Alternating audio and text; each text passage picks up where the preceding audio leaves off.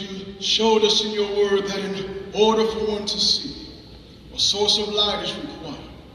For without the presence of your light, there exists but only darkness.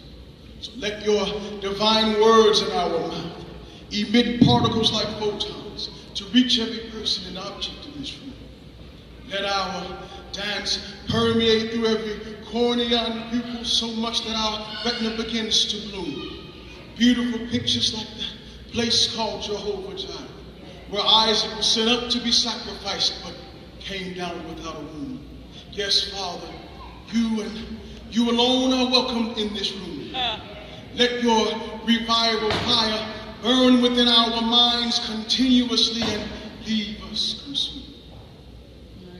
But in order for one to see clearly, Father, you said that the tissue that this light goes through must first be transparent. So hear the heart of a servant. You see, before I was a member here, I used to teach convictions with the words that I would speak. I argued persuasive facts and theories until my thoughts became yours, made evident the next time that we met. Judgment spewed from my lips like the sound of shackles in long hallways and dragged feet.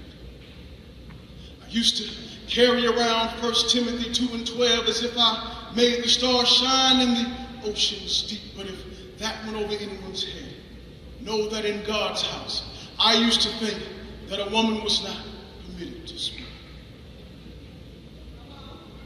But woe unto him that is wise in his own eyes and prudent in his own sight.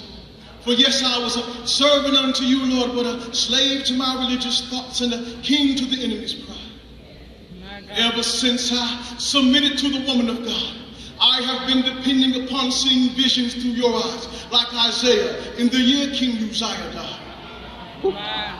For the symbolism of a dying king always points to the vision of our one true living God.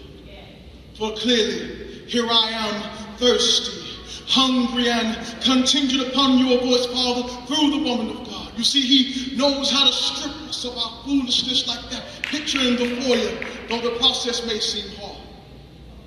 So turn to your neighbor and say, vision. God's vision in man's eyes is endless, and at the end of your horizon, or as far as your natural eyes can see, God sends his provision with omniscience down through eternity to find that place called now, your present, where he has called you to be, living that abundant life with his promises omnipotently.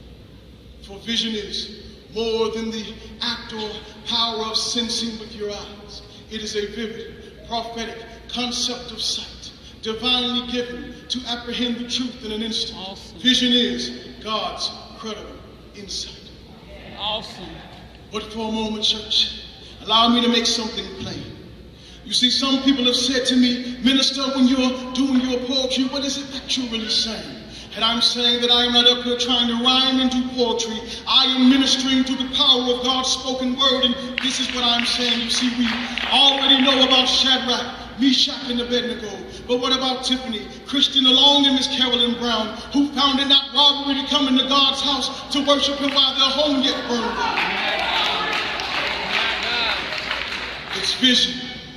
Yes, we know about Daniel in the lion's den, but what about Mother Hadley, whose car was stolen at gunpoint, but she still found her way into this atmosphere to worship him? It's vision.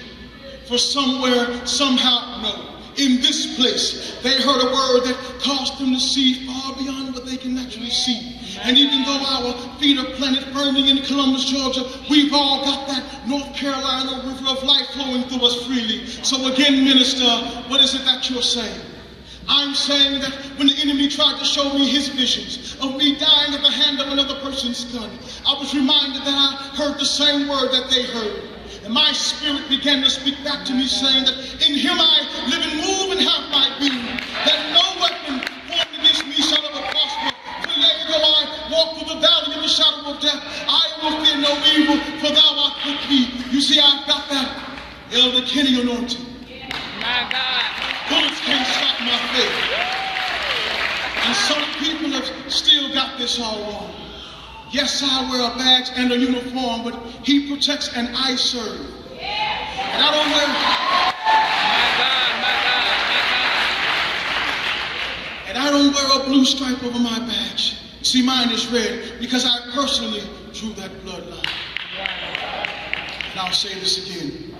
For our vision is to build a large, strong, local church by reaching, preaching, and ministering to thousands of people in our region, as well as impacting nations and a generation with a message and a pattern that takes them to higher dimensions of life in God.